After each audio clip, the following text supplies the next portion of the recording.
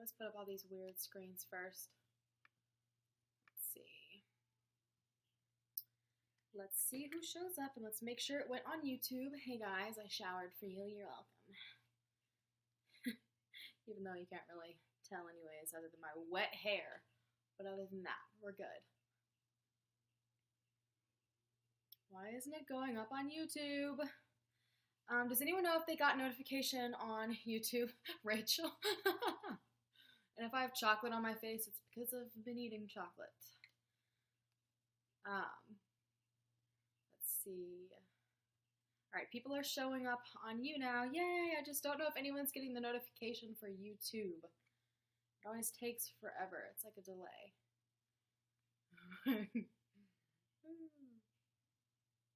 Does anyone on you now, did you guys get a notification for the video on YouTube or no?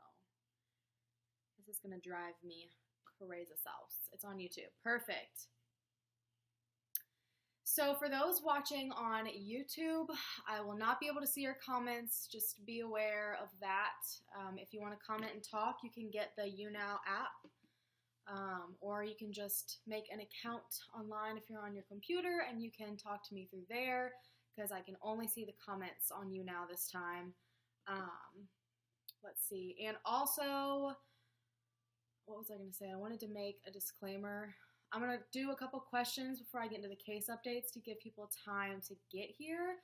So for future people watching this, because I'm going to save it on YouTube, I'll put a timestamp in the comments as the pinned comments if you don't want to hear like all the questions and just talking about random things. So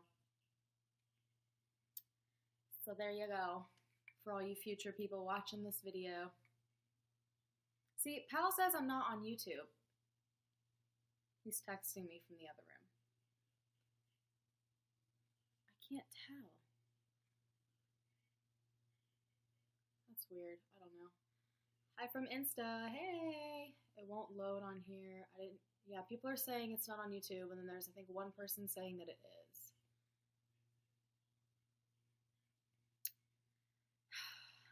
This isn't cool. Okay.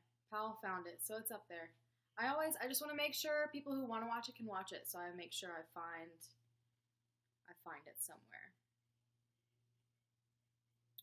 Okay, all right.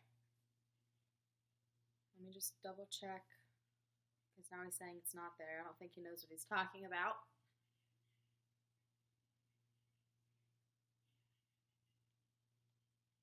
Let's see. Okay, yeah, it's live. It's live. Okay, people on YouTube are probably so irritated. They're like, yes, lady. All right, so there's not many people watching yet on YouTube, so let's just do a couple of questions, or we can just talk about whatever you guys want to talk about. I love your videos. I'm new. LOL. Well, welcome, and thank you. Thanks for the 50 likes. You guys are so awesome. How was your Christmas? I had a great Christmas. I was getting really antsy to make a video or do something because I took the past couple of days off. Powell, it's on there. I see it. It's fine. Don't worry about it, Powell. It's fine. Have you ever thought about cutting your hair? I have shaved my hair before. I've had like a fade. I've had everything from like hip length bleach blonde hair to a fade. I went to cosmetology school, so I've been through it all. I've had my hair purple. I've had it rose gold, pink, long, short, everything possible.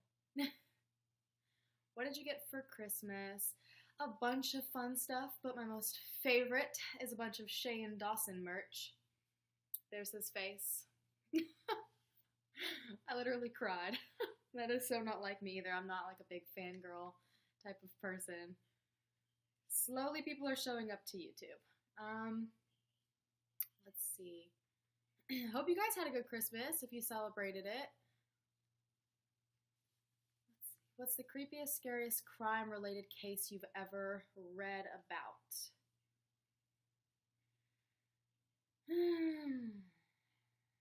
I don't even know.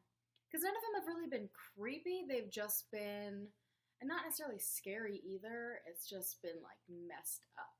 and it's probably the Jalea Davis case. Even though it was ruled an accident, most people think it was a murder. Let's see, Mount Everest. Yes, I need to make a video about Mount Everest in the very near future.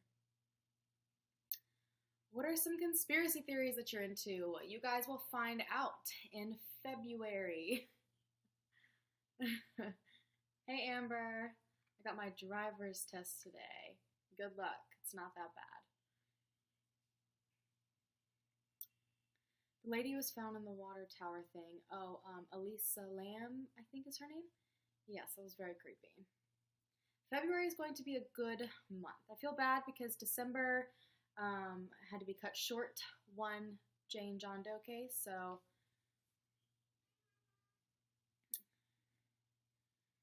ask theory ideas. I can put them down. What's the next case? I'm not gonna tell. I like it just being a surprise. Hi, Raylan, my daughter. I can hear her saying hi, watching in the other room. The silent twins freak me out as well. I'm a Leo. I feel like that's, oh, my hair. I feel like that's pretty obvious, though. I feel like I am, like, the epitome of a Leo. More people are showing up to YouTube.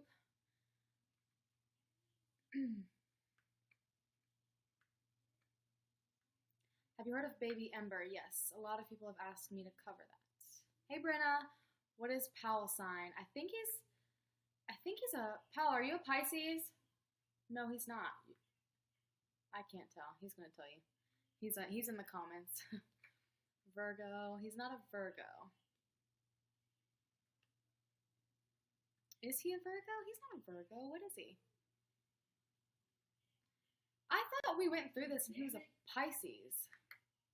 He is. See, he's a Pisces.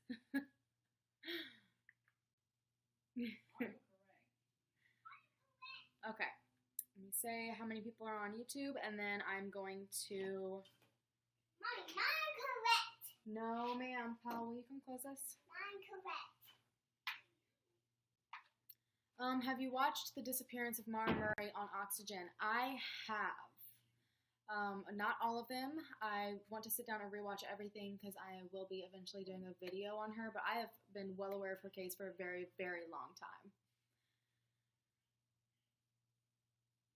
Okay, let's see. I think I'm going to go ahead and start getting into the updates so I don't drive people too crazy because it's already been 8 minutes. The paranormal stuff in my house was really, really bad a couple weeks ago. If anyone's on my Snapchat, you saw some of the stuff that was happening, and I mean, it was probably the worst that's ever happened in this house, like to the point where I almost don't feel comfortable making a video on it, which is why I haven't. Yes, Claudia Lawrence is already on my list. I just have pages on pages, and it takes me a while to get to people, so just so everyone is aware. I haven't watched the show Dexter. I've watched a few episodes of it, but I need to just like start from the very beginning. All right, I'm going to get into the cases. And then we will talk more. Okay, first case we're going to talk about is probably what everyone's been waiting for, which is the Kelsey Shelling case. She was the pregnant young mom from Colorado, and she went missing after visiting her boyfriend Dante, and everyone pretty much thought Dante was possibly the one who killed her. He just found out that she was pregnant that day, and then or not that day, it had been a while I think, but maybe a couple weeks. She was only about 8 weeks pregnant. And it was just, we all pretty much knew Dante did it, I guess. But he has officially been arrested. Dante has, as of December 1st. He is facing first-degree murder charges in Kelsey's case. And if I'm looking like up, it's because I'm looking at information. He is held with no bond. And interestingly enough, he was actually already in jail along with almost every single direct relative of his. There was some sort of assault and burglary that he had been charged with and he was in jail for.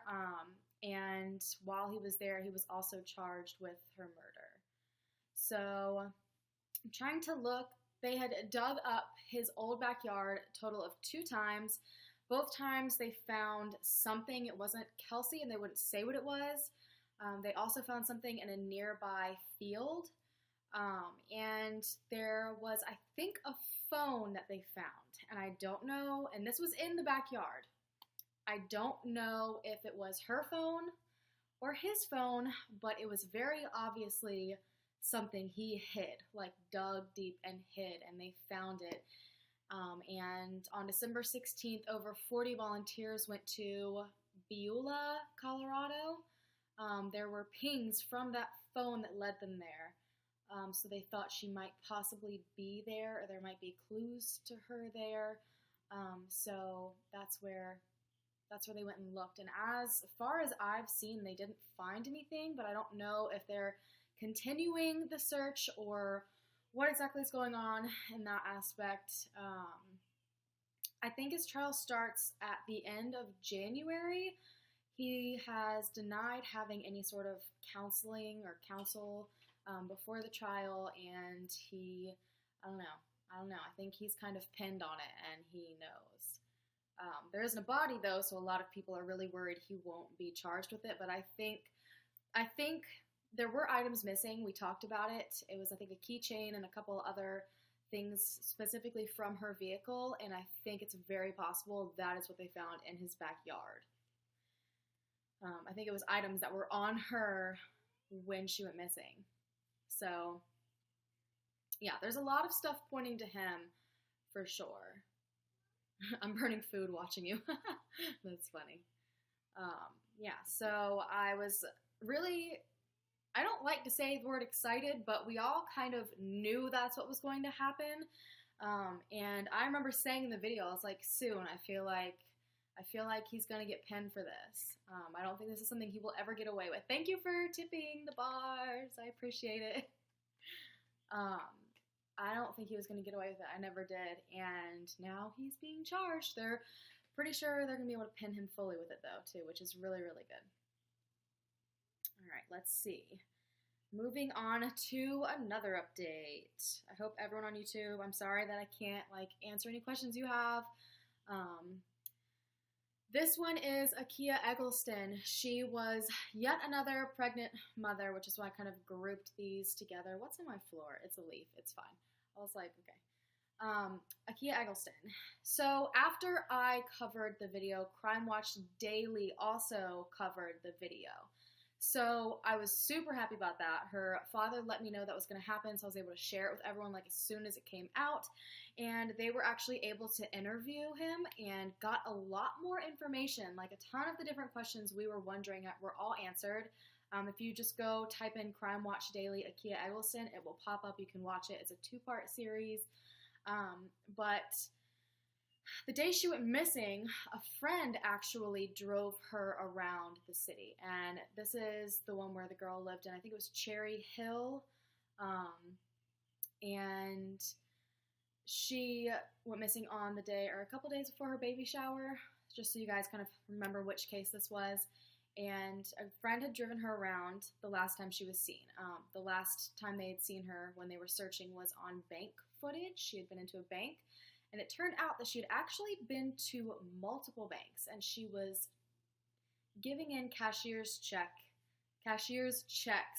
and getting large amounts of money back. Large amounts of money. They won't even disclose how much money it was. They just said it was a lot, and it was all in cashier's checks. And the friend who drove her around, she's participating fully with the police. They don't think she has done anything wrong. She said she dropped her off back at the apartment afterwards. But apparently she was supposed to be moving in with the father of her second child, the one she was pregnant with at the time. I guess they were supposed to be getting a house. Police think it's very, very possible it was one big scam or trick. With that much cash being on someone, maybe, they just wanted her to cash in these cashier's checks. They could have been fake. Very possible, but I think that's absolutely heartbreaking if that's the case. in. And then it turned out as well that no one even knew the identity of her second child's father until I think someone found out. I think only one person knew, and it turned out to be Akia's father's childhood friend, which I found interesting. And he had no idea that that's who she was seeing. Let's see if there was anything else. I know, I think, honestly, it's very possible she was robbed. I think someone set her up and tricked her. She was a young mother. She was about to have 2 children. She was living in not the best area, and if someone she thought possibly cared about her, was like, hey, I promise to get you out of this neighborhood. We'll buy a house for these children. Like, we can live a good life. I don't doubt for a single second she would have jumped on that opportunity. As a mother, you want to give the best you can to your children. So I feel like she was very easily convinced probably to do something like that. She obviously, I don't think, had any idea that it was possible, but I think it is possible that she was basically used as a pawn and then taken advantage of, and someone took the money and ran. So definitely possible. Comments are lagging. It's driving me bonkers. All right, so let's see.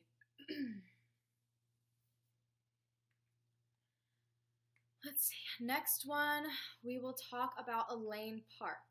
So Elaine Park was the girl from California. She went to her boyfriend's house in Calabasas, and then her car was found on Pacific Coast Highway in Malibu, and she was nowhere to be found. There's not really an update as to if anything happened to her, or they don't have really any more information. They are actually looking for more information. So I'm going to read off if I'm like looking up and staring into the abyss. I'm just trying to read off. They want pictures from January 28th of last year and January 29th of last year around the area that she was found. You can type in that information or watch my video and find the exact areas on the PCH she was found, her car was found. They're offering a $1,000 reward for anyone who has a picture from the 28th, and a $250 reward for anyone who has a picture of the area on the 29th. And if your picture leads to any sort of evidence in her case, they will give you $50,000. They said they're also accepting pictures from the 1st and the 2nd of February, but there will be no reward included with those. It's just for any further possible help. So to me that says they think on the 28th and the 29th, 28th especially, obviously, because that's when she went missing, there's something there that someone might have a picture of. There's a lot of bikers that go down that road. It was beautiful. You guys know the Pacific Coast Highway is a famous road. Lots of beach people looked at, and there were a lot of bikers. So possibly people with GoPros, people taking scenic pictures. So if anyone knows anyone who lives in the Malibu area or has biked that road, was in that area, share information.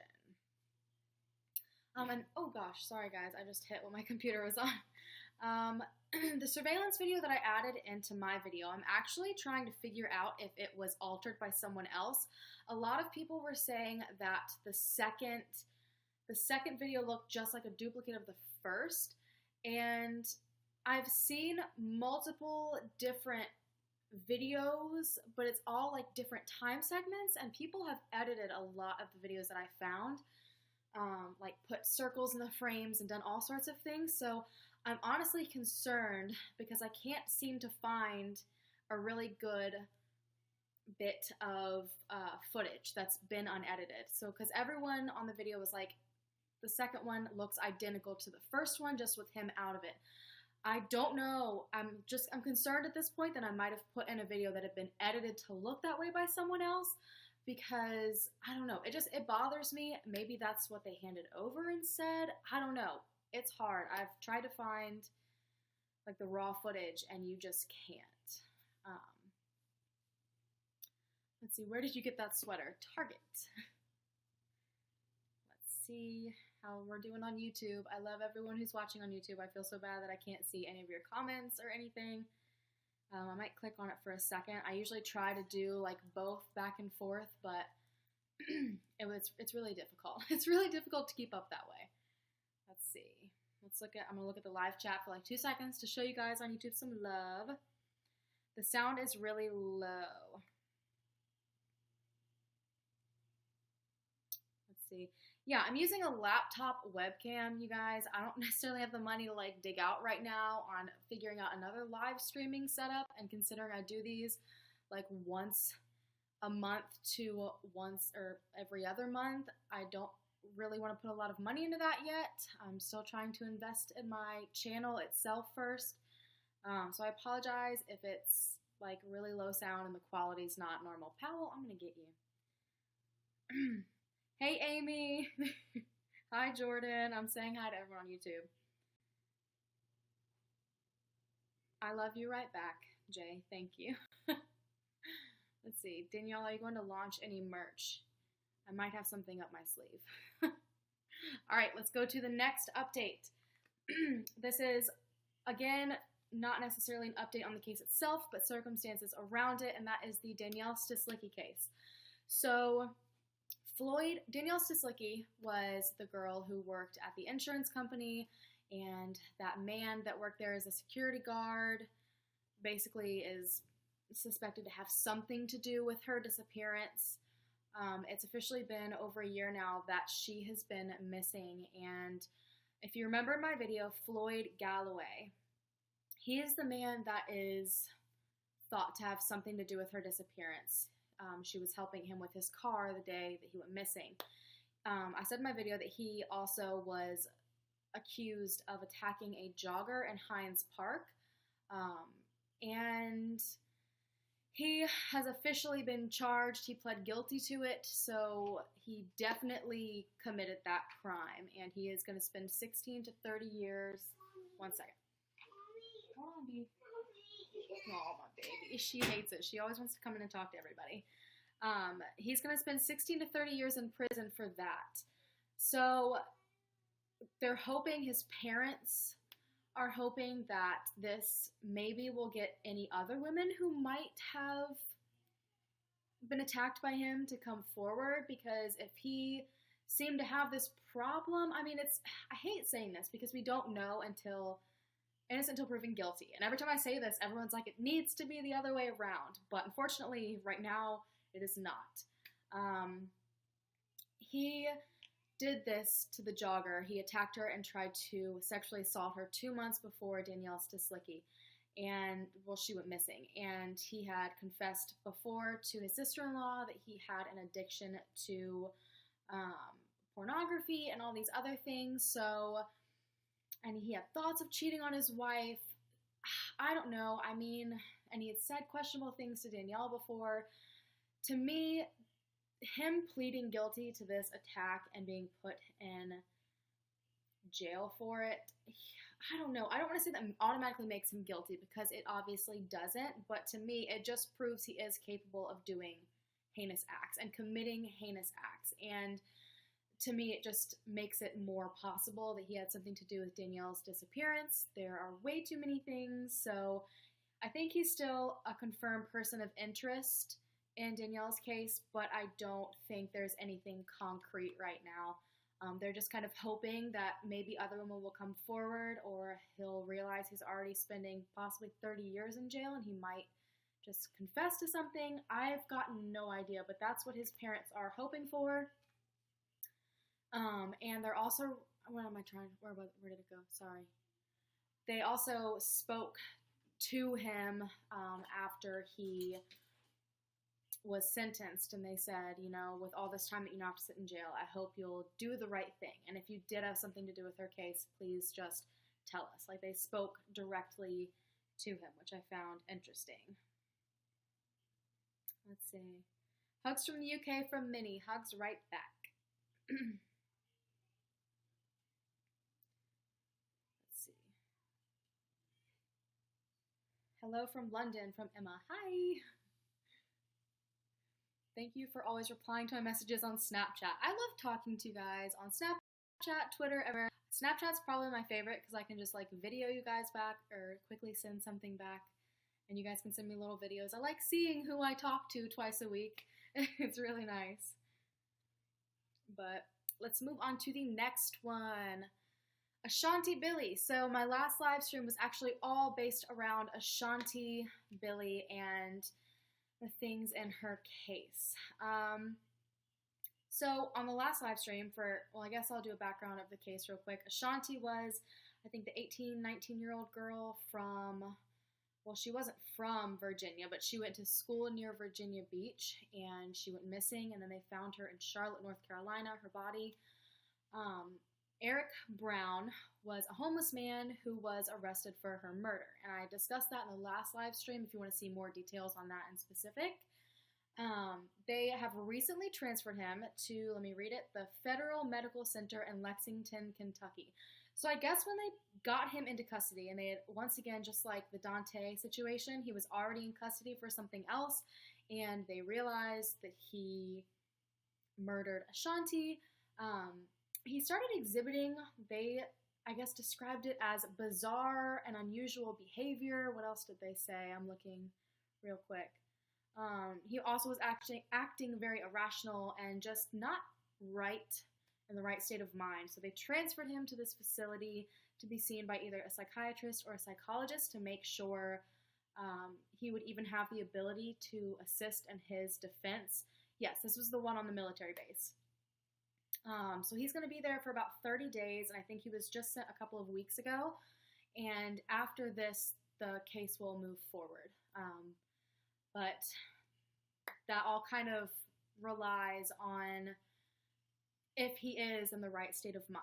And it's very possible that he is not. He could, however, just be pretending to kind of get out of it as much as he can. But that's the update on her case. So the trial, I guess, is being postponed a little bit, delayed a little bit. This happens a lot. It's not very out of the norm for people to be transferred somewhere to get a psych evaluation, but that's where it stands right now on her case. Her autopsy report was released, and I found it bizarre. I read the whole entire thing, front to back. Her cause of death was undetermined trauma, and I'm not exactly sure why they couldn't determine it. You know what I mean? Like, there wasn't, I guess, like, a for sure reason. There was trauma of some sort, but they couldn't figure it out, and that bothers me so bad, and I feel horrible for her parents, because I'm sure, you know, they want to know as much as, I mean, my glasses are crooked, this is bothering me, guys, okay, they want to know, like, what exactly happened, why she died, how she died, and I feel like that just gave them an answer, but not really, and if I was the parent, I would still be so upset. There's a lot more detail. If you want to look up her autopsy report, you can get to it pretty easily, but I just don't want to go in too deep to it here because it's a little bit graphic. Let's see. If we want to suggest cases, which way should we do it? So as of right now, I have an email in my description box on YouTube, and you can send them there. But I actually just hired my sister to help me, because I get so many emails and messages across like all of my platforms, and sometimes it's really hard to go through them all because they're all either like personal ones, people just wanting to talk to me, or there are suggestions in there. But so I can properly go through things, I'm going to be getting a separate suggestion-only email. So you guys will send it there. So just look out for that in the next couple of weeks. Let's see. So let's go to the next update. David Gibson Smith. And again, there's not really an update on this. I just have had something rolling through my brain on this case for a very long time now. David Gibson Smith is I think he was 27, 28 years old, from Maryland. And he was the one who had struggled with drugs and alcohol and lived with his parents for, I think it was 9-ish months. And he said he was going to be moving out, and he disappeared. He's the one who went to see one girl, and she couldn't see him, so she sent him to another girl. It was just a very confusing one. The second girl took him to her uncle's plot of land. It was one that was very confusing, but like a lot of the times what I like to do is I read through like every possible comment, and I'll even rewatch my videos. And there's something that I missed, and I think about 98% of people missed in his case, that I think could possibly be huge, like huge. And I'm not going to credit. There was actually, I think, 2 subscribers who mentioned it. So shout out to you if you are watching this. So he told his parents he planned on moving out that weekend. That means he did not have any intent of coming back to their home to stay. Do you know where I'm going with that? Like, he knew he wasn't coming back. You know, if he just wanted, because our biggest theories were, he might have just wanted to go somewhere and possibly use drugs. He had relapsed a few times in the past. His parents 100% do not believe that's what happened this time. But a lot of people, because the 2 girls involved had struggled with, I think it was meth, everyone thought it was very possible he went there to try to use drugs. But if he just wanted to do that, I feel like he would have come up with a very temporary reason to leave. Like, I would like to stay with this person for the weekend. I would like to do this over the weekend. But he moved out. Like, you guys, he packed up and he planned to move out to his parents. That really, to me, said that he was not planning on coming back. So, did he run away? Does anyone get what I'm saying? I need to go to YouTube because I have, like, I've stayed up at night. I'm so, like, stressed out over this, like, one bit of information. Oh my gosh. Everything's happening so fast on YouTube. Let's see. And just so everyone knows as well, this will be up on YouTube permanently. And I'll have a timestamp for different cases and things like that. So if you miss something, you can go back. It'll be fine. I will figure it out for you. And this is the David Gibson Smith. He left some stuff at home. He did. But he was telling his parents he was moving out. Like, that weekend, he was planning on moving in with a coworker, according to him. The coworker lived in the same city. But it wasn't like he was going to stay the night at a friend's house. Like, he was making it like a more permanent thing, if that makes sense. I hope someone gets, like, the level I'm on right now. Sometimes I can just, like, overthink things. Let's see. So he knew he wouldn't be coming home. That's my theory. I am, like, almost positive he possibly ran away somewhere. I mean, I'm not. Okay, I hate saying that. I'm not almost positive. To me, that's what that piece of information tells me. I mean, he left some things at home, so it's very possible that he maybe eventually planned on coming back. But if you just wanted to go somewhere for the weekend to just use drugs, if you're embarrassed because you planned on relapsing, you were struggling with something internally, you know, it would have been something less permanent. But he was like, I'm moving out this weekend. Like, that was his cover-up. Does that make any sense? It's heartbreaking. Which makes me even more infuriated because those 2 girls know something and they are lying to everybody. Like, if you guys knew how many times I'm like, please, sit these people down in a room for me and I'm going to interrogate them. Like, I want to so badly because I know they know something. They have to. But did he take his things with him? So he packed, I think it was a few, like 1 or 2 small suitcases and had some shoe boxes. He left some stuff at home, but he told his parents he was moving that day. But I will say, he had left most of his stuff in his car. That's where I get caught up, and that's where I'm like, these girls know something. You guys, I'm going to have to do something. I've got a couple ideas for new videos where I'm going to be doing like a revisiting thing where we like go through the videos that I've already done and talk about how like I feel after a while and if theories have changed, what you guys have said. Yeah, Pal is in the background. But featuring Pal's hands, exactly. But I don't know. It's just that bit of information. Like, I think about all the times, and I'm sorry, Mom, if you're watching this, all the times where I planned on, like, going out and doing something stupid, or, like, I didn't want her to know where I was actually going, I would always be like, oh, I'm going here for the weekend. And I'm talking, I was, like, in my 20s. But, like, for him to say, like, for his, I don't know, he was saying he was moving out. I don't get it. Did he tell his parents he would come back for the rest of his things? I can't remember. But really quickly on that note, the Vanished podcast has now interviewed his parents, and so has John Lorden from Lorden Arts. They both interviewed the parents, and both of them are phenomenal, and you get a ton of information that I didn't have. So definitely go check out both of those. Someone said, when I moved out, I left some stuff at home too, so it's normal. And he only brought a small amount of stuff. Do they know the name of the coworker he was moving in with? Yes, and they talked to him, and they didn't ever have those plans. I'm pretty sure, if I got that right. John Lorden covers it for sure in his video on it. Let's see. Danielle interrogation live stream. Think I'm kidding. Like, if you guys had any idea how many times I just sit here and I'm like, I wish. Like, let me at some of these people. Just give me like an hour. Just give me like an hour. Let's see.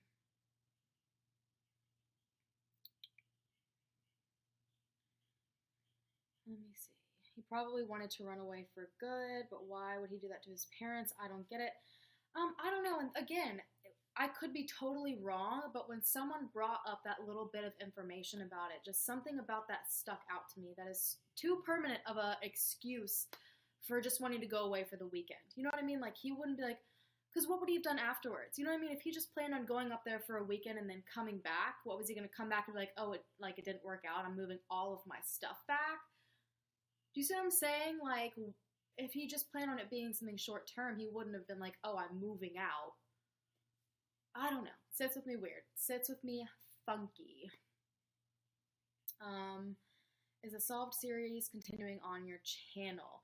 Yes, I'm going through like a bunch of different mini-series, and I have them planned out for like the next couple of months, so like it might be a bit.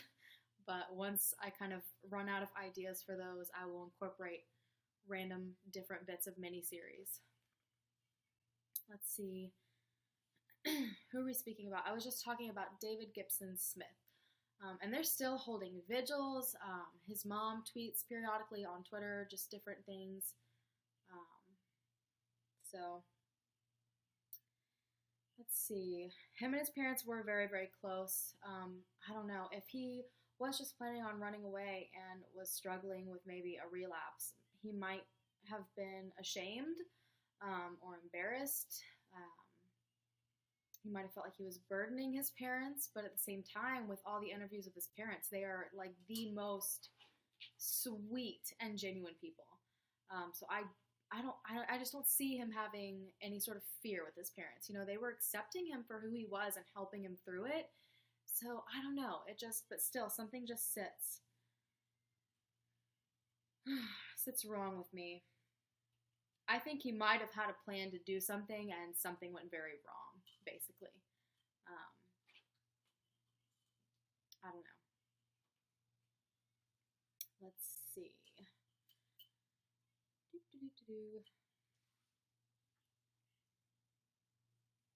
Let's go on to the next one. Okay. This one's very important to me. And this one, my glasses are still crooked. Y'all, this is going to bother me forever. Just ignore it. I say that and then I can't even do it. But the next case is Skylar Burnley. This was the man from Brandon, Mississippi. I think he disappeared in Brandon/Pearl, Mississippi. And he was the one who watched over his grandmother. And he went to spend the night with some of his friends, and the friend he was staying with, Travis Brewer, he woke up and his car had been stolen and his phone was in the car, so they tracked his phone in order to find the vehicle. And obviously, Skylar, being the nice person he was, he helped them look for it, and then they tracked it to this dead-end road in the middle of nowhere. If you guys had any idea how many times I've sat stared at the map of the location for hours on end, you can even ask Powell. I'm like obsessed with this case. And he walked into the woods to find this phone, leaving his cigarettes, his shirt, his phone, everything behind in the vehicle. And he never came back out of the woods, and no one has seen him since. And his friend left. I'm talking about the Skylar Burnley case. So I've actually spoken to his mom quite a few times now, and she is one of the kindest and strongest women I have ever come in contact with in my entire life. Like, she is amazing. She is so incredibly kind and strong. Like, I remember sitting there and I was nervous, and she was talking so calmly, and I was like, how can you be doing this? Like, how are you having this conversation? It was the craziest experience so far that I've had through this YouTube channel. And she basically just thanked me, and we just had a conversation and went over the details.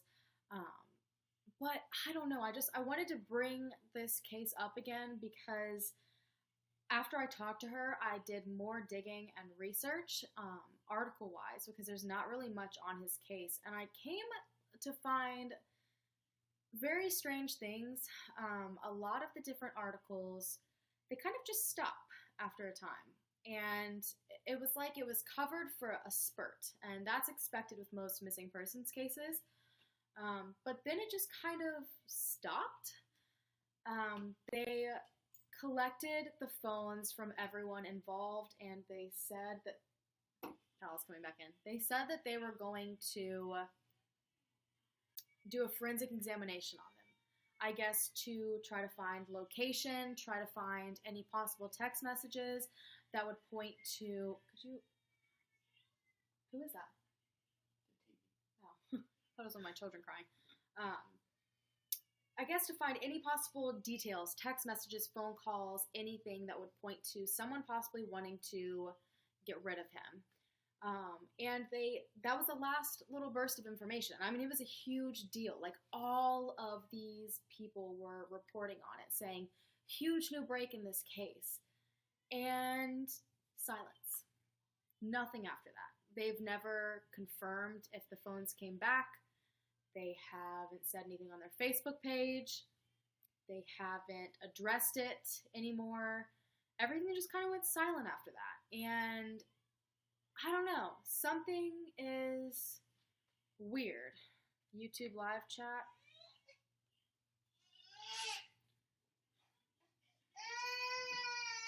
I can only report him.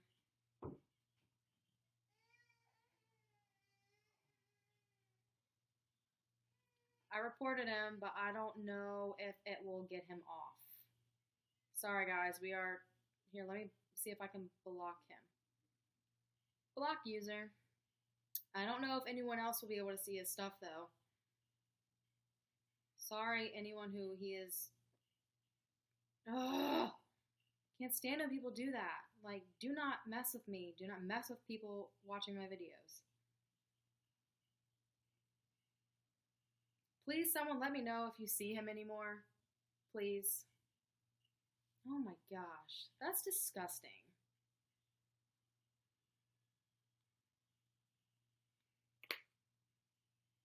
If his parents are home, they need to give him a spanking. Let's see. Okay. So, I'm trying to look and see the details of his case now that I have to, like, get back on track. Okay. So I found a quote where the undersheriff working on Skylar Burnley's case said that the truck that was stolen from Travis Brewer was found by Travis Brewer without the phone inside of it. So, that being said, he claimed to the police originally that his phone was in the truck, which is why they were tracking it, right? So they tracked it.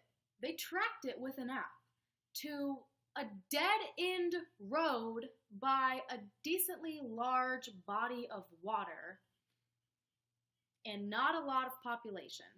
Like a dead-end road. Like, it literally goes to nowhere. You can watch on my video on him. That's where they tracked this phone. Well, they went into the woods to find the truck. Skylar never came out. The truck was then found by Travis shortly afterwards on the highway right beside where they tracked the phone to, but the phone wasn't in it. And guess where the phone was found by police? Right outside of Travis Brewer's home in the grass. And they said they thought someone had thrown it after the truck. Or thrown it out of the truck. My brain's so discombobulated right now because this case makes me so incredibly infuriated. So basically, the phone was outside of Travis Brewer's house for an undisclosed amount of time. If they tracked it there, if someone who stole the truck threw the phone out as they were leaving, like the police say, then why wouldn't they have tracked the phone to their front yard? Why would they have tracked the phone all the way to the woods? A dead-end road by a body of water and a ton of woods and no people. So then I'm like, okay, devil's advocate here. What if, well, no, that's not even it though. That's like the whole thing. What if nothing? He then finds his truck without the phone in it. So how did the phone magically appear back in his front yard? And why aren't police digging further into it, is my question. Because to me, it's like they found all this information and all of a sudden they hopped on out of it. And there's no more information and there's no one looking into it. And they never updated if they found anything in the phones during the forensic examination. Okay, were they tracking it on Skylar's phone? Well, they're not tracking it on Travis's phone because it was his phone that was missing. If they were tracking it on Skylar's phone, then why would they have left Skylar's phone in the car and walked into the woods? And why would he ask Skylar to split up from him to look for this truck if Skylar didn't even have a phone to track the other phone with? Y'all, something very wrong is going on here. Very, very wrong. Very wrong. Let me see what people on YouTube have to say because I'm irritated. Yes, this is the Skylar Burnley case. Exactly. He would not have run away. Something was very wrong here. You know, I feel like all the information we have points to a huge cover-up. I find it interesting that, you know, once all this big information is found and the two people involved are connected with drugs and distribution of drugs, all of a sudden everything goes quiet.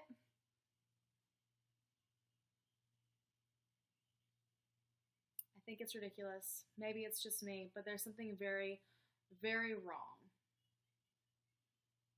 Everyone's confused now because of that guy. But he's gone though, right? The guy's gone now? I don't see him on here. He's here.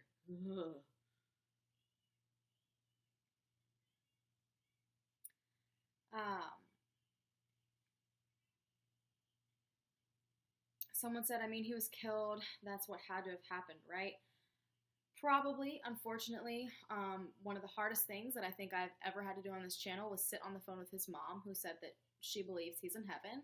That was like the most difficult thing for me to hear. It makes me want to cry, like right now. I'm not talking about it anymore. But I do. I think he saw something he wasn't supposed to. I think the friends had something to do with it. I think it was probably set up the entire time. And I think everyone's covering it up. Whatever happened.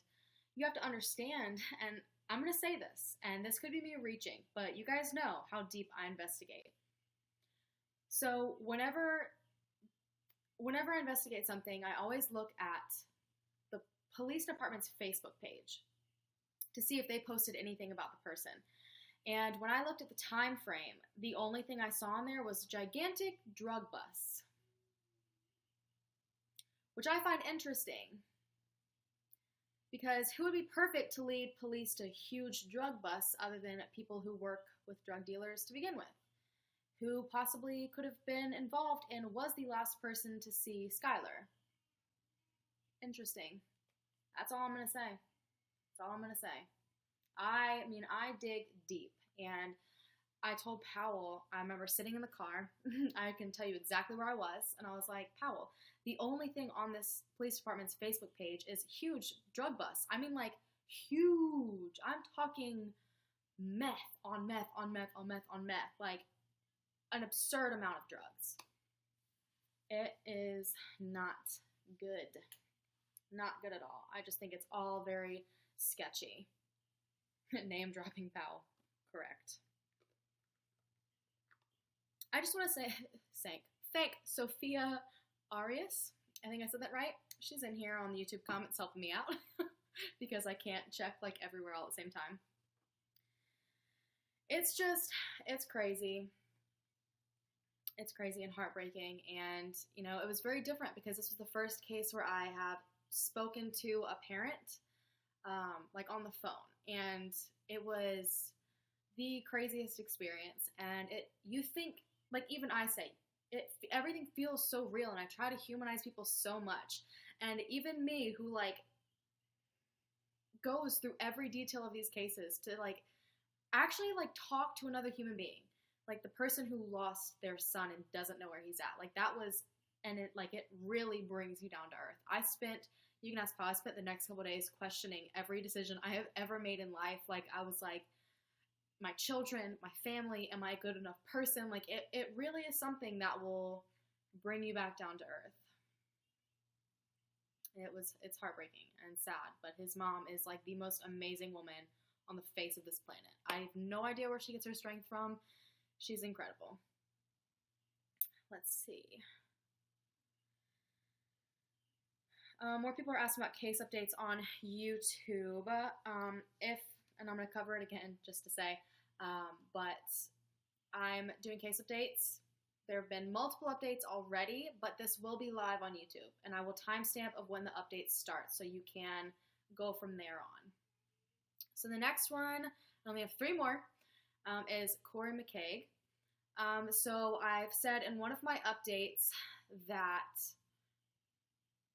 they were searching the landfill again, and I was so excited. It was like right after I did my video. I was so happy they were searching again because I just know that's where they need to look. And they have searched now 2 times. Their last search just ended the other week, and they didn't find anything, but they said to keep in mind that trash distribution and dumping is not a science. They were finding many things that were from the time period of when he went missing, but it is a huge landfill. The amount of time that these searchers have put into looking for him and going through trash, you guys, trash, okay? Trash. It is insane. And they all deserve, like, some sort of medal for their work because they have put in endless hours. It's a bunch of different volunteers as well. But they, unfortunately, have still not uncovered anything about Cory. The mother still thinks that the police aren't quite doing their job. I think I touched on this in the video or my last update. She says it's questionable, that they haven't covered things fully. Apparently, and she won't disclose all of the information, but apparently there were murder allegations, and I don't know if she was the one receiving these phone calls or if it was the police that were receiving these phone calls, but there were apparently a couple of phone calls made with different possible scenarios.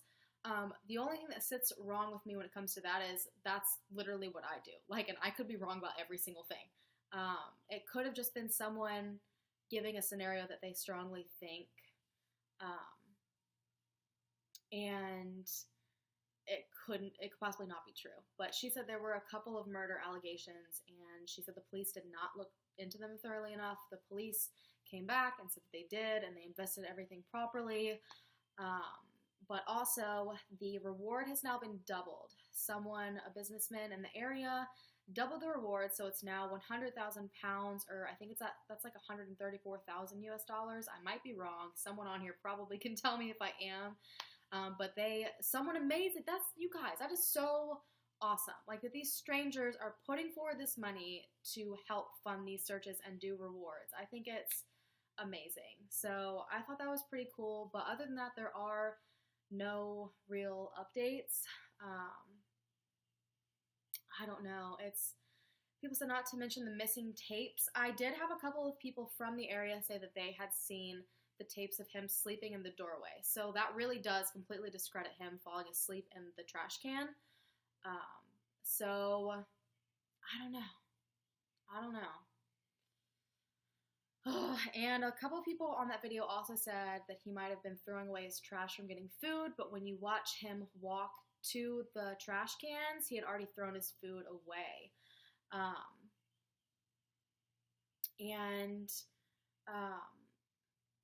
think people were also saying he could have been taken into one of those businesses because he was, I guess it was like, he was in like the back of businesses, but they checked all the cameras on the front, which was the only other way he would have had out, and there was nothing. Granted, if someone for some reason caught him at the right moment and drug him into a business and murdered him or something horrifying, it's very possible they put him in something else. And that's why no one saw him come out, but I don't know. That's all that's going on there right now. There is nothing on Lars Matonk that I could find.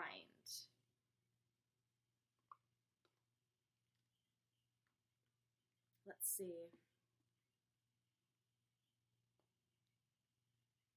Okay, so I did get 134,000 US dollars correct. Woo, go me. All right. Next one is Brandon Lawson. Okay, so again, you guys always ask for updates on this, and there isn't really an update, but it's something that I stumbled upon while looking for an update, and I thought this was the most amazing, awesome thing in the world, so I had to share it with you guys. So if you guys aren't familiar with NamUs, I'm sure you guys probably are. They basically collect all information about missing persons, or I think it's like, basically they collect all sorts of information. So if someone is found, there's all these different cases and everything on there. And the University of North Texas has been the center for NamUs for a really long time. And they held an event, and Brandon Lawson's family went to it. And it was basically an open access event where people could put in x-rays, they could put in dental records, DNA, all sorts of stuff just in case their loved one turned up. So anyone who has a missing loved one went there and could give all this information so that it can be compared to something. And the reason I thought this was so awesome in particular was because I just did Jane and John Doe's, and we were like, all these people, like, I wish we had something to compare their DNA to, dental records, something to find out who they are. And I thought it was so awesome that they held an open access event so people could give that. And I don't know, I thought it was really cool. And she said in there that she used to have hope that they would find him or he would come home, and that she doesn't have much hope anymore, which I found heartbreaking because he had so many children and they all, I'm sure, want to know what happened to their father. But I just wanted to share that little bit of interesting information with you, that NamUs held that, because I thought that was awesome. I thought it was really cool. Okay, and then we've got one more update. Everyone's saying more solved videos. 301 people watching it on here now. This chat is fire. Let's see.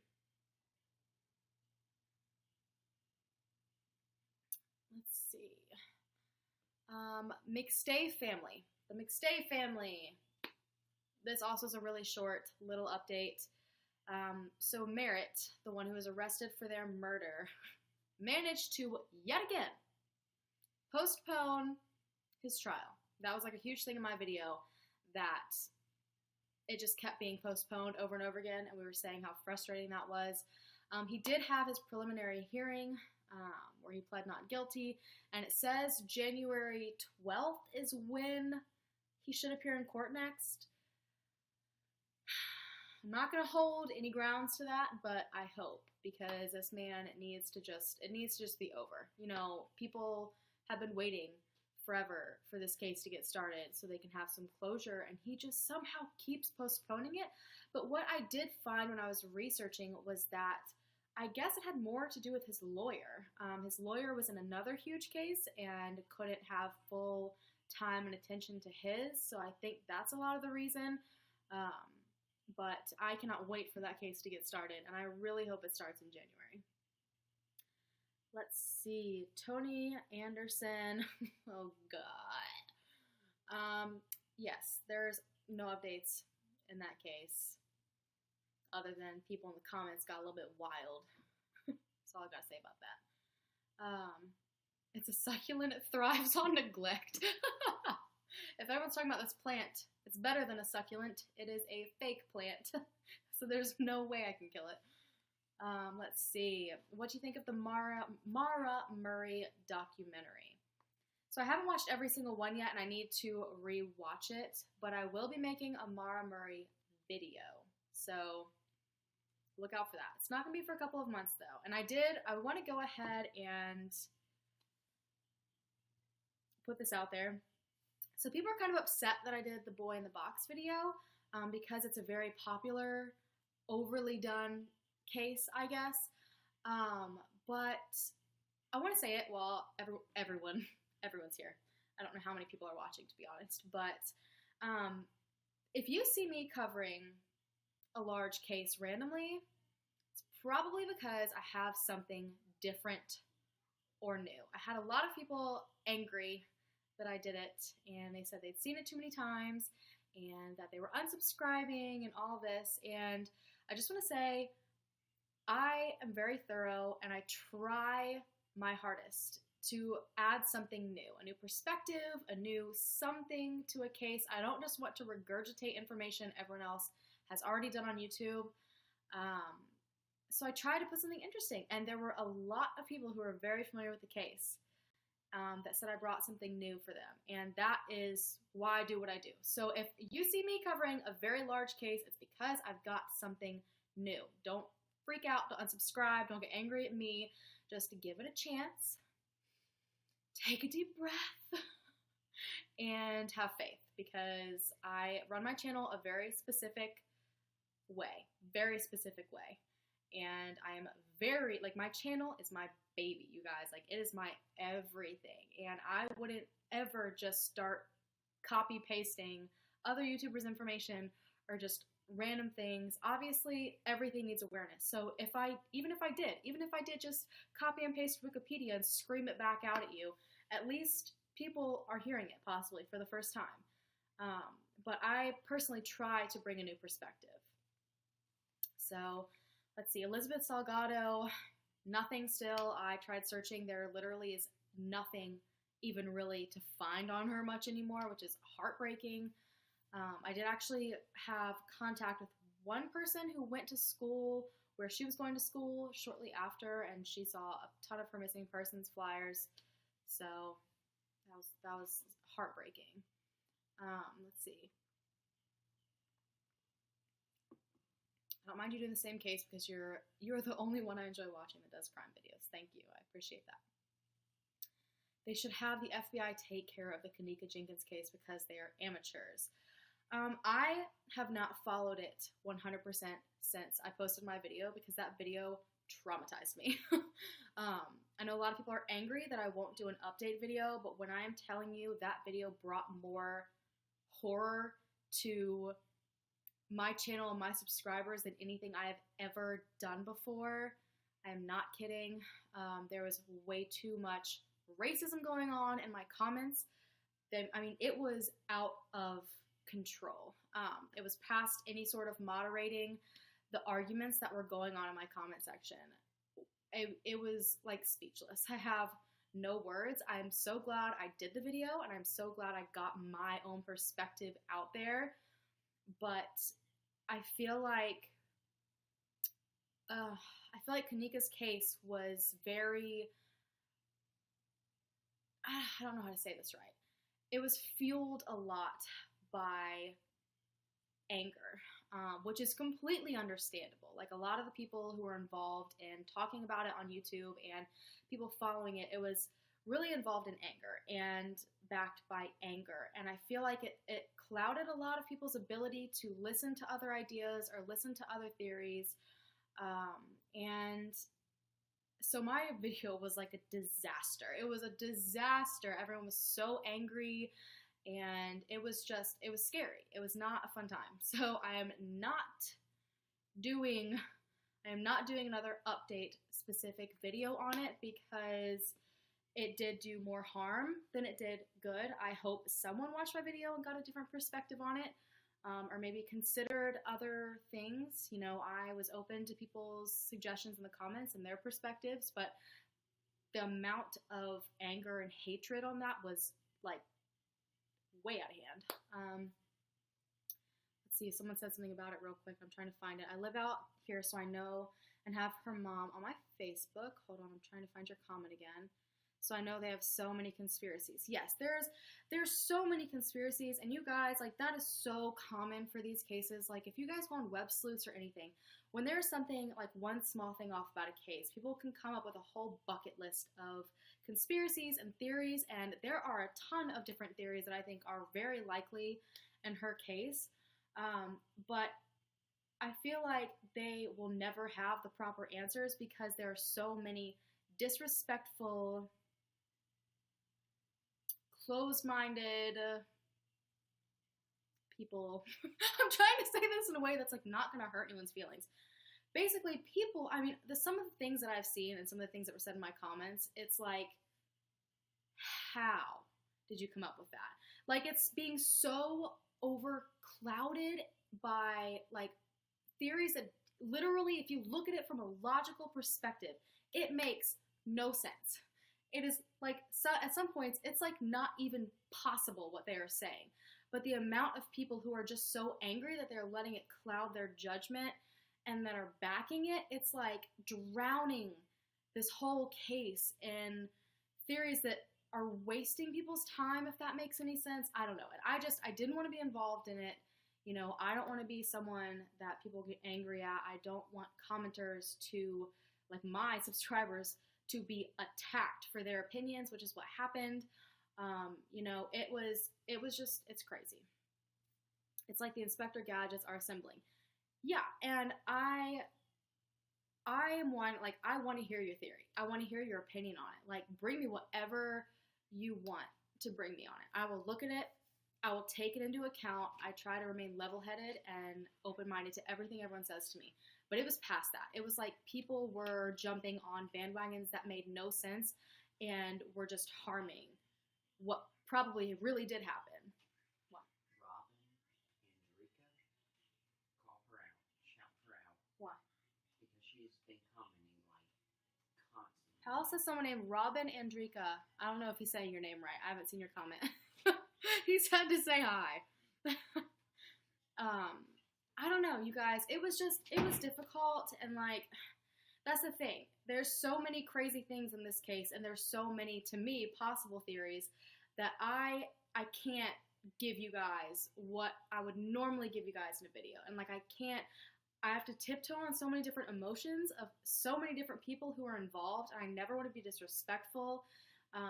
And it was just too much.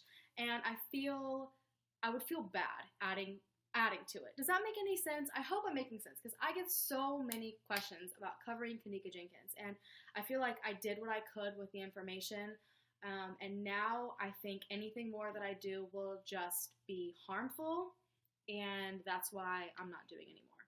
Not because I like think some crazy theory or like anything like that. It's just, I don't think I would benefit to the case anymore. Let's see what people are saying on YouTube, if I can find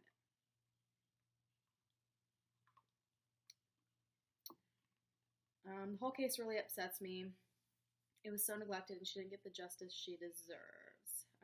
Why were people angry in the comments? It was just racist remarks, and I'm just going to be honest, right here and right now. It was horrible. And it was never, to me, I mean, I had a couple comments where people were like, you're a white girl, you don't know what you're talking about. And like, I get it. I don't live the same life. I understand that, like, 100%. Those comments didn't bother me, because I can still have my opinion. We can all have our opinions, regardless of what race we are, period. It was people being racist to each other in the comments. That was my problem. Some of the threads, and I'm talking 100 plus, like 300 plus threads of comments. I had to delete the whole thing because it was like, what's going on? What is happening in this world right now? It was bad. It was very, very bad. And yeah, it was a hard one to cover for sure. It was very difficult to cover. It was hurtful to me. It brought up things from my past. It was horrible to see people that she loved struggling in every single interview that I watched. Like, it was rough, you guys. It was really rough. And I don't think I would benefit it anymore. That's nuts that people can't be adults. That's true. But, everyone, again, and this is why I'm not doing anymore. People were angry, and I could never blame them for being angry. There is injustice. It's a thing. And I get why people are mad. And that's why I stopped. I stepped back. Enough is enough.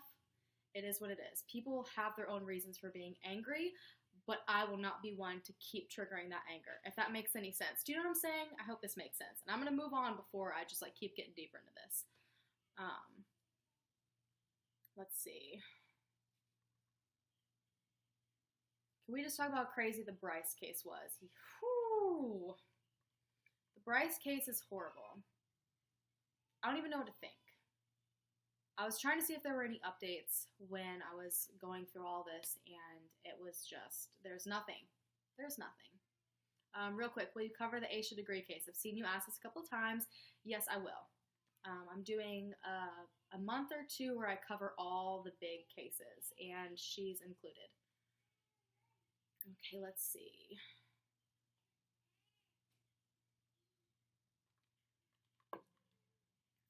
Let me see.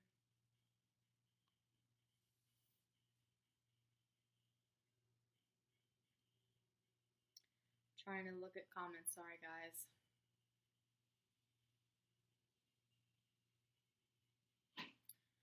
Okay, Kyle Fleischman update. Nothing yet again. Unfortunately, I feel like the Kyle Fleischman situation, they just don't have any answers. There are no leads. I don't think they're putting any more energy into it.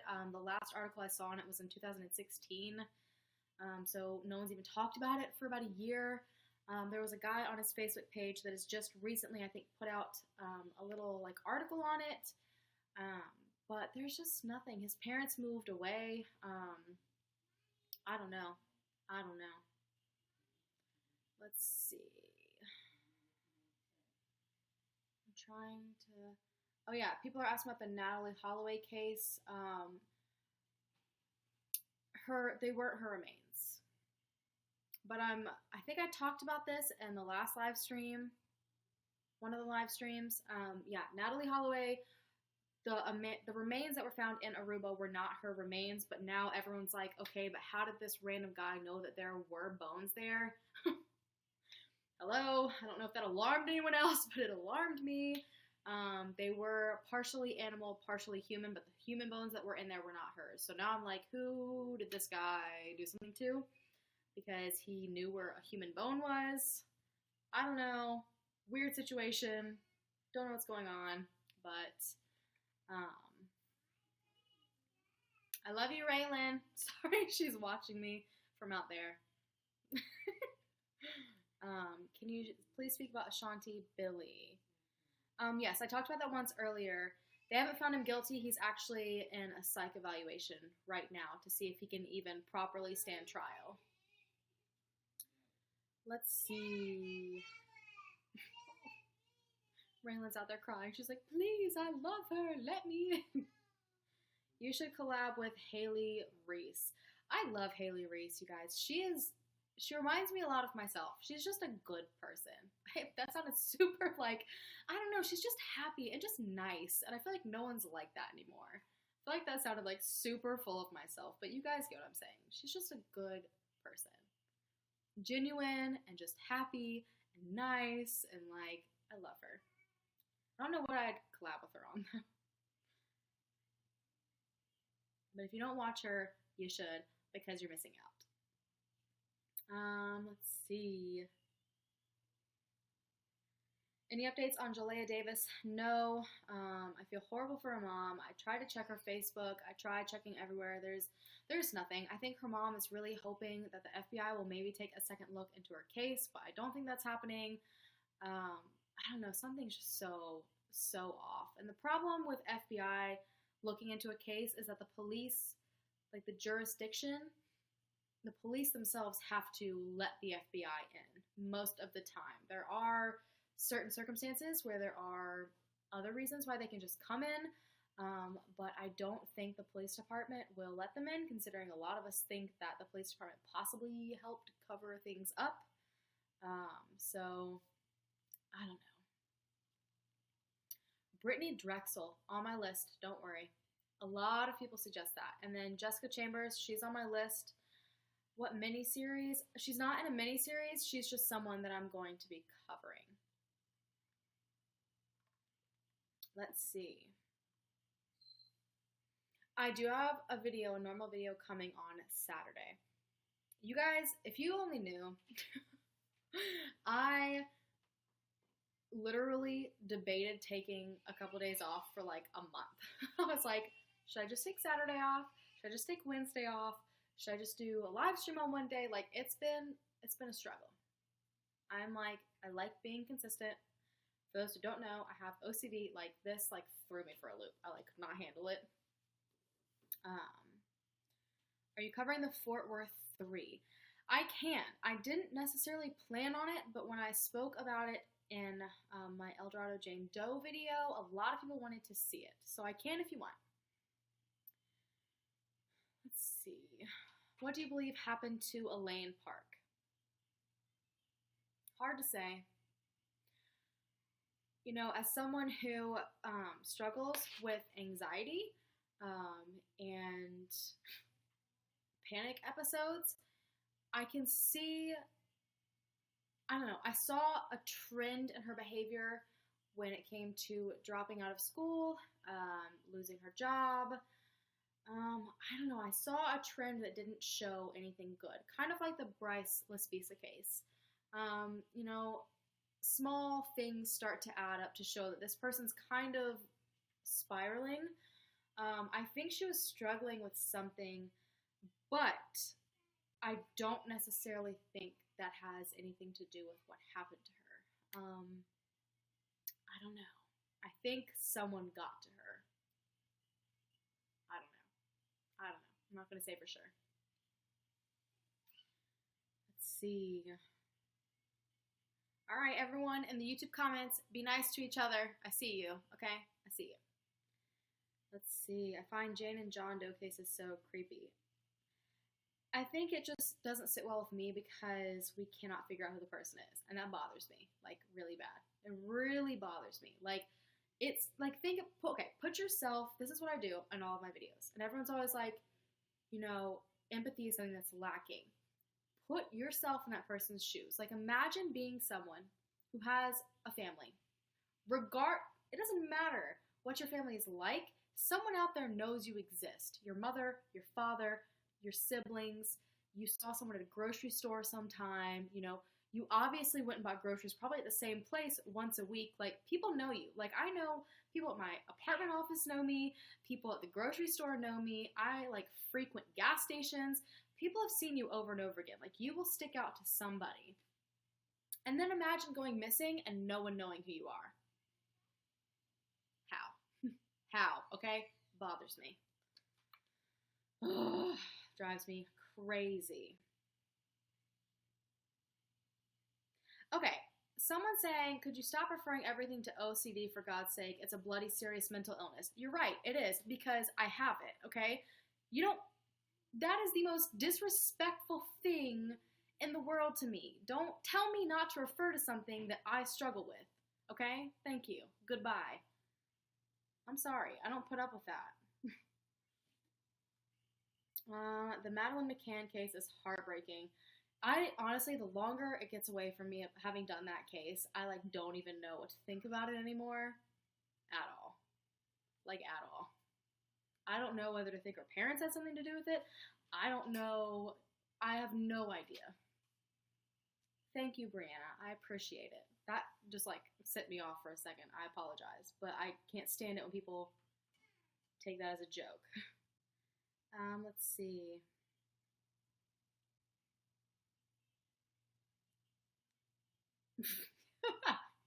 Everyone on YouTube is cracking me up right now. I don't know.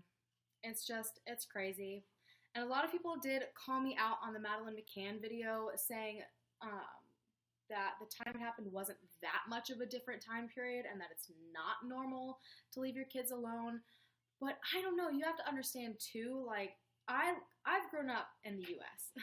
I don't know what the norm is for people overseas in any other country. I don't know if it's normal still right now in Australia to let your kids run around and not watch them outside for hours. Like, I don't know. So it could have been a totally different time, and it could have been normal to leave your kids there. You know, again, what you think is normal for you in a different place might be something different. Does that make any sense? So, I don't know. You invite murders on YouTube. Yes. And missing persons cases. Yeah, I get them out. My wisdom teeth, they're doing fine, by the way. I'm still, like, randomly, like, deaf in either one ear or the other every once in a while, which is a very bizarre thing. But I get them out on the 5th.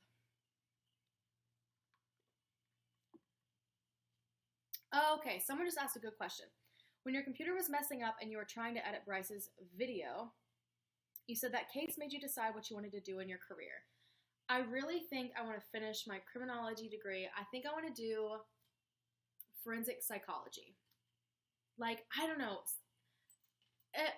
Interestingly enough, along the lines of having OCD, anxiety, panic disorder, that apparently someone says I'm being rude about. I've struggled with things my entire life, and I think that makes it that much more interesting to me to, like, hear reasons why different medications do things, and, you know, studying someone's, like, behaviors and thought patterns, and I think you guys know what I'm saying, like, something about just, like, really looking into how he reacted possibly to certain medications, like, mentally, and what he possibly could have been struggling with. I don't know. I was really passionate about it when I was researching it. Like, I spent forever researching that. And I've always wanted to just go into psychology just in general, but, like, I'd never really considered forensic psychology until then. And it just, like, hit me deep. I literally just talked to Pal about this, I think, yesterday.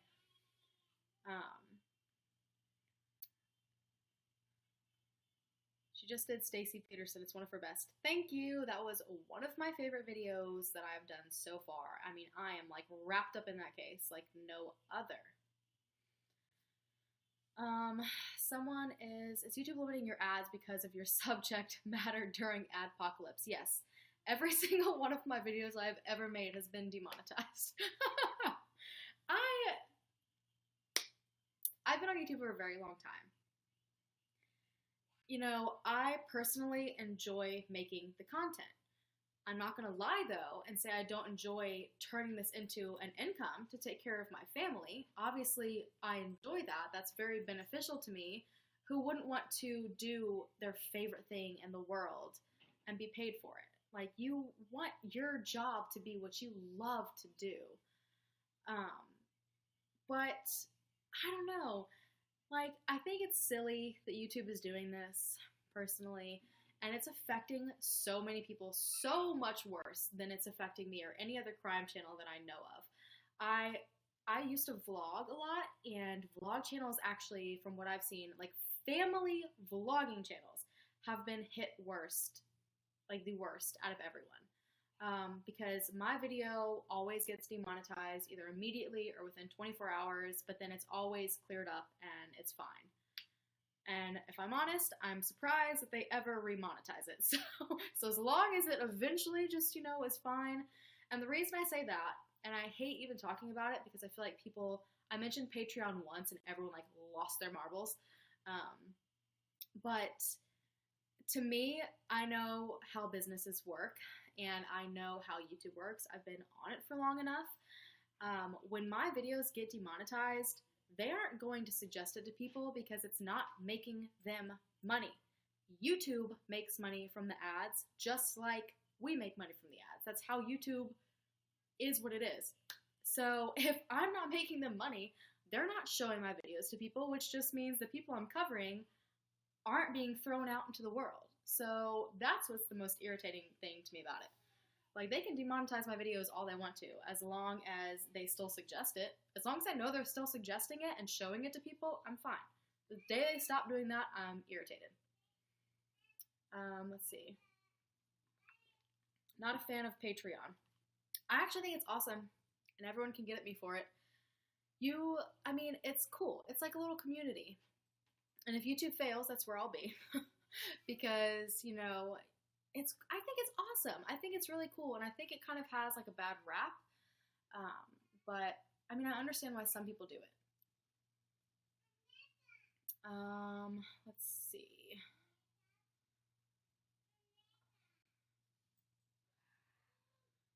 I'm trying to see what everyone is saying. Please don't stop posting. No, I would never stop posting because they're demonetizing my videos, if that makes sense. I still enjoy it. I wouldn't have started this channel if I didn't enjoy it. Does that make any sense? I feel like too many people these days start a channel thinking they're going to get big. Someone they see and make loads of money and meet famous people and do this and do that. And people whose channels usually fail, it's usually because they don't have the passion behind it to make it real. Does that make any sense? You have to love what you're doing for people to love it as well. So, let me see.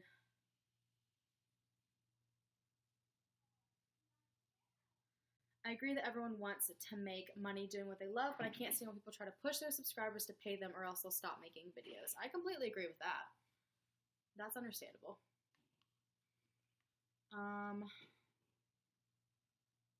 West Memphis 3, yes, I'm going to be covering that. Kendall Ray actually just did a video on that, though. YouTube is going to lose a lot of good content creators if they demonetize everything. That's true. I will say that. However, they will lose, they will lose a lot of their big creators who have given up everything to make money by creating content. However, all of those creators will then be picked up by someone else to create content for them.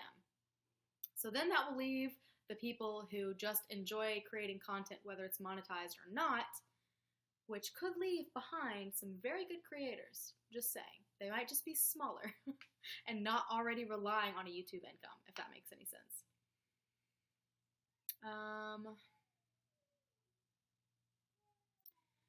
Any similar YouTubers you recommend?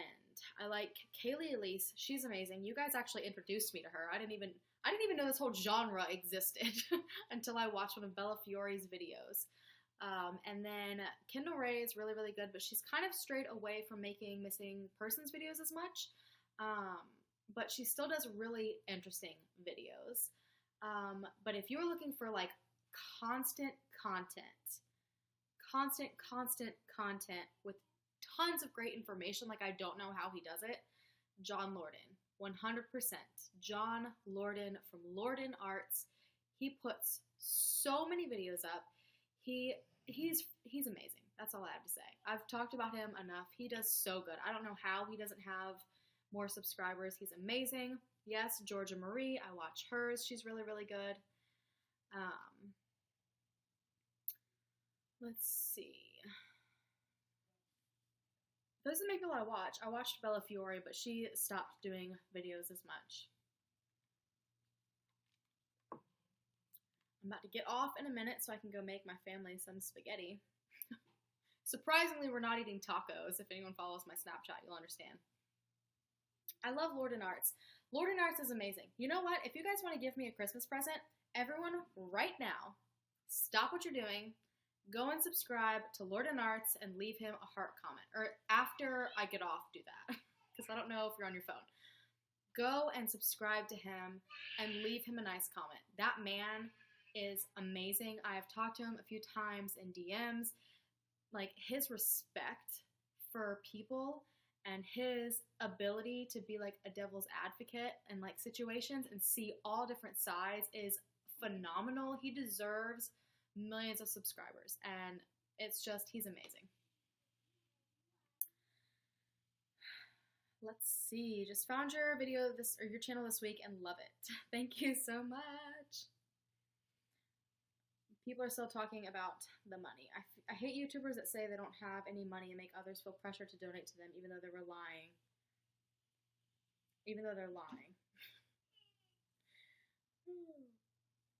YouTubers are another breed. I will tell you that. Hey, Rebecca! Let's see. What's your Snapchat? My Snapchat is Danielle with 5 E's. I have it linked below all of my videos. Or I have like the name of it below. My mother-in-law said she might start watching you. Please tell her to, Rachel. I've never heard of Lord and Arts. Please go, you guys. You have no idea what you are missing out on. Because a lot of you guys will comment on my videos and say, I put this on while I'm walking around and like doing dishes or cleaning up or driving. He is perfect for that, you guys. And his videos are like 40 plus minutes long. Just go follow and subscribe to Lord and Arts. He is so amazing.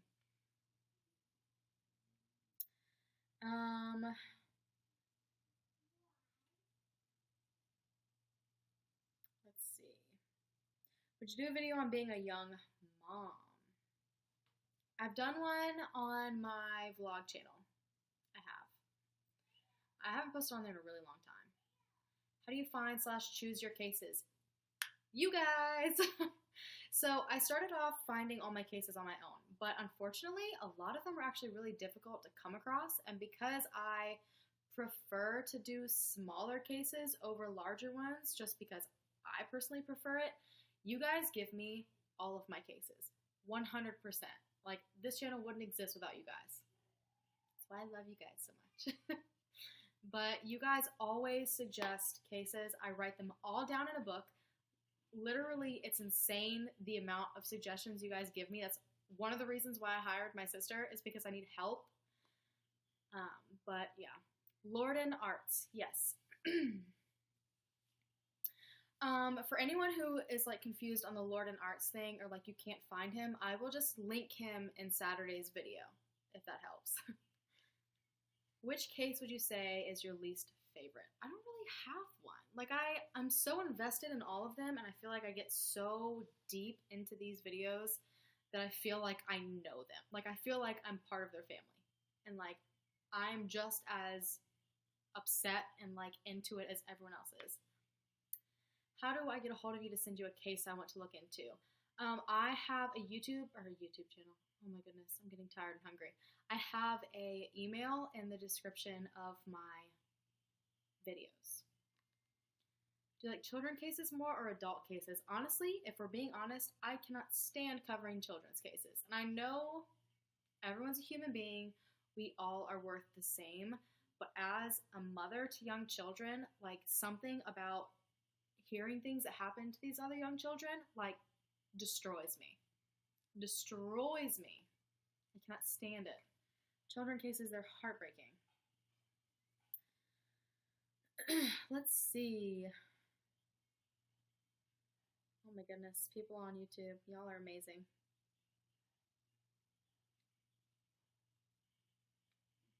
Caitlin Rose, someone mentioned her. I really like Caitlin Rose's videos, but she doesn't, I feel like I haven't seen her in my subscription box in a really long time. YouTube is being funny though, so that might have something to do with it, but Caitlin Rose also does like missing persons cases, and she doesn't cover all of like the huge ones either. She usually covers like old spooky ones. Let's see. Criminally Listed, I do watch that. That is something, you'll run out of material and suggestions for your channel, or you'll never run out of materials. That is something that I think about all the time, like, that makes me sad, because, like, my business mind, I'm like, oh my gosh, like, I'm running out of names on my list, and then I'm like, wait a minute, like, people go missing every day, and, like, it's almost disgusting, because it's like, I don't even know how to describe it. It's like, I do this with, like, a business mindset, because that's, like, how I am. I'm like, okay, who's next? Like, who am I going to talk about next to like put up content because I have to be like that in order to put up content. But like, I also see these people as like individuals, like human beings. Like I have covered how many human beings now that are somewhere and no one knows where. Like it gets to me. It gets to me and it's heartbreaking. Let's see. Everyone also is asking still for John Benet Ramsey. I will be covering her case in my like very popular case miniseries. Jeanette S. Yeah? She's been trying to get you to answer a question. Okay. I've been trying to get her to answer it, but nah. What am I missing? You guys have to understand, these comments go super duper fast for me, and I'm trying to see them. I'm not ignoring anyone. I'm like trying to talk and read these comments and YouTube comments at the same time. I'm not ignoring anybody, so please don't say that. It's not happening.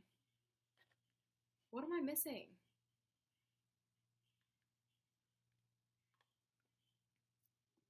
What am I missing? I know. Powell always watches everything, and he's always like, this person's commented like 5,000 times. Please answer them, because I can't. You guys, I can barely like think straight on a day-to-day basis. Like trying to talk to you about like information on something on my computer and look at 2 different types of comments. My brain's like all over the place. If you ever started a podcast, I would subscribe. I would love to do that, honestly. I would love it. That would be awesome. Partly because I wouldn't have to get ready for videos. That sounds horrible. Paranormal updates. Oh my gosh. Okay, so on my Snapchat, I updated you guys. Well, I didn't really mean to update you guys. One night, we were all sitting down, hanging out at our dining room table, and like, I can't even remember what happened because I blocked like everything out of my mind. But we had been talking about like paranormal things for a while, and because we had been sitting at our table, and I heard something like making noises across the room. We were all sitting at the dining room table, so I was like, okay, it wasn't any of us. The dogs are like asleep. It's not them. And then after like all of my family left because I was editing a video, I kept hearing like this talking behind me, like a child was talking. And I was like, what is that? Like, all of my kids are out of the room. My husband's not in the room. And so I kept thinking it was in my video that I was editing. So I kept, like, rewinding that part in my video, and I didn't hear anything. So I was like, okay, so it's not this part of my video. So I took my headphones out, and I heard it again. And it was right behind me in, like, this corner, right? So I went to tell you guys on Snapchat. If you don't follow me on Snapchat, just go do it because I harass the crap out of you guys all the time. But I went on Snapchat to tell you guys that there were voices in my apartment and nothing had happened in a very, very long time. And in my Snapchat, the Snapchat filter picked up a face in the chair, like the exact chair we had in the corner that I was saying the voices were coming from. And I didn't notice it. So I'm like editing my video. 30 minutes later, I think life is all great and dandy. Like, I didn't hear anything else. I was like, woo, here we go. So I went to get on Snapchat again, and I've got, like, over 30 Snapchats. And I'm like, okay, that's strange. Like, that never happens. And so I open them all, and everyone's like, there is a face. Like, the filter is picking up a face behind you. And so I'm like, oh, have mercy. So I check on my Snapchat, and sure enough, there was a filter that kept popping up. So I made another Snapchat, and I'm like, you guys, there was a face behind me, and as I'm in the middle of saying it, the face pops up again on the Snapchat filter, and I was like, okay, well, not today. No, not today. So I just kind of like dropped it. And then after that, me and Powell had like this really intense talk about what we felt was going on, I guess, because I haven't done like a full like paranormal thing, but my sister passed away when I was in 5th grade, and a lot of the time like weird things have happened that like I guess connect with her, and then other things happen that wouldn't make sense for it to be her. I don't know. I know a lot of people don't believe in this kind of stuff, but like I feel my sister there sometimes. And so we were talking about that and how like it felt different. But every once in a while, like you'll feel her almost like combating whatever else is there, if that makes sense. So we just like had this really intense conversation about it, and then it was like done.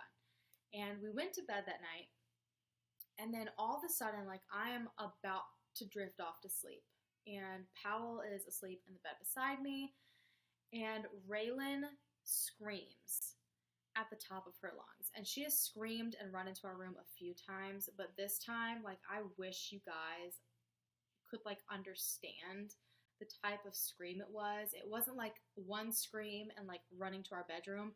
It was, like, deep breath scream, like, screams over and over and over again, like, panic, terror, like, sheer terror screams, to the point where Powell, like, jumped up out of bed and was like, what is going on? Like, he didn't have a voice the next day because he was screaming so loud. He was so scared. And she ran to our room, and like we have a little like kitty gate up at our door, and he pulled her over, and we had to put her in our bed. What was weird about it, though, is at the exact same time she started screaming in her room, Liam started screaming in his room, so both of our children are, like, screaming these blood-curdling screams. I don't know what's happening. Raylan is then thrown in the bed with me, and Powell jumps really quickly to go and get Liam, and he brings Liam in here, and I'm asking Raylan, I'm like, what is wrong? Like, what is happening? And she's shaking, like, violently shaking, and she's talking about these faces in the wall, and like I was like, I'm not pushing it, I'm not going there. And at first I was like, it has to be my Snapchat story, but then I was like, no, because she wasn't there. And like I was like, what the heck is going on? Powell's my husband. He's my husband, so you'll see him a lot. It was just horrible. I had to surround her in a blanket, and she was awake for like the next 3.5 to 4 hours. I couldn't get her to calm down. She was screaming. I mean, she shook violently for at least 45 minutes. It was horrifying. It was horrifying. Let's see. No one's commenting because they're listening to the story. Yeah, it was weird. I don't know. And, like, we got no sleep that night. Like, she was scared to look at our door for some reason. Like, she was really scared of our door. I had to take, like, a big blanket and put it on top of her and, like, up and, like, beside her face so she couldn't see towards the door. I don't know. It was weird. It was scary. Pal and I mean, we've had scary instances, but that night was, like, absolutely horrific. So like literally she's still not fine. Like she's still not fine. She will not go into her bathroom. She will not go into her bedroom. We have to go with her like anywhere she goes. We have to have all the lights on. Like it's, I don't know. And like I never really pushed her and asked her like what was wrong or why she did that. I don't know. And then a couple of times I've gone out like later on in the night, and she will have woken up and turned all of her lights on. I don't know. But I don't want to, like, upset her anymore, so I don't talk about it in front of her. Like, I don't ask her what happened that made her that scared. I don't want to, like, bring it up because, I mean, she was messed up. It was bad. Yeah, and she kept talking about, like, when she would talk about it, she would say faces in the walls, and she would talk about the crack in the closet, the creepy closet that I've talked about. She would talk about that. Do you think it's still following you from the other house? No. Whatever this is, it's just completely different. I think at this point, I'm just very sensitive to things, and it's just here. However, I will say I don't think it's anything demonic. I don't think it's anything meaning to harm us. I just think it's something that's scaring us. And in particular, Raylan, because I 100% think she's an indigo child. I think she's just as sensitive as I am, if not more, because she's a child, and I just think she's picking up on more of it. But it's not, it doesn't seem harmful, if that makes sense. Like in our last house, whatever was there to be evil. Like it was there for bad intentions. This feels totally different. This feels like just someone messing with you, if that makes any sense. Like it's never anything over the line, if that makes any sense. Do you trust anyone to come out and check it out? I don't know. Like I've talked to Pal before. I would like to just sage our apartment on my own, but I also don't trust myself to handle anything like this. And I don't care how silly anyone thinks it is until you're living it and you can't explain it. It's like not fun. It's not a joke. It's not something for views. It's not something that you enjoy. It's like horrifying.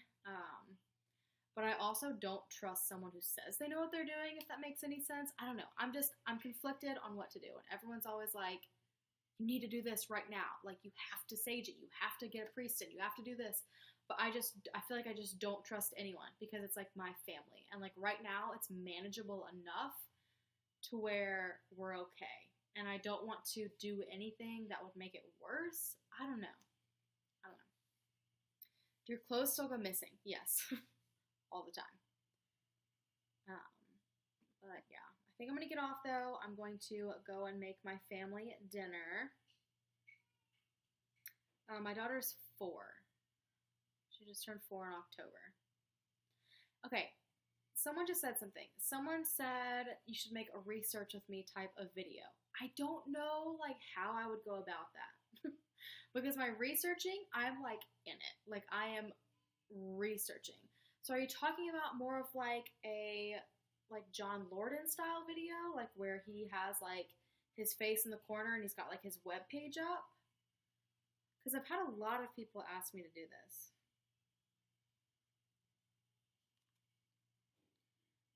And by the way, I don't know why our son was screaming. And he's only 1.5, so he can't really tell us.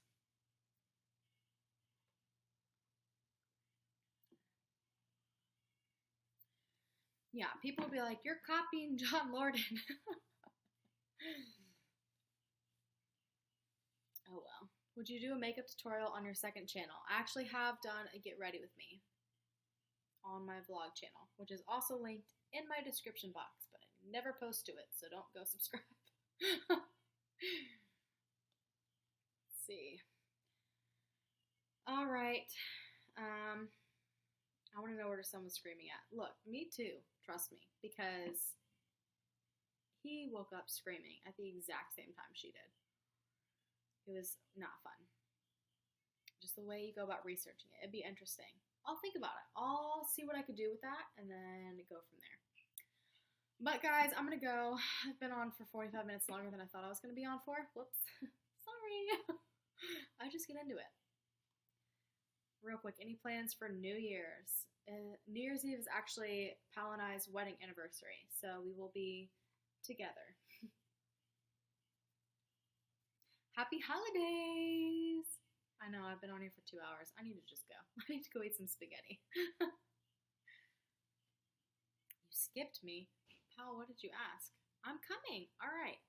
All right, guys. Thank you so much for coming to my live stream. I love you all so much. There will be a video on Saturday, just a normal video. And whenever there's more updates, I will obviously update you guys. But just be aware, I do all my updates on live streams like this. I don't ever just do like full-on videos. So just be aware. But bye, guys. Thank you for watching. And it will be on YouTube. I will timestamp when I start talking about cases. So if you have to rewatch like the case updates, you're good to go. Bye, guys.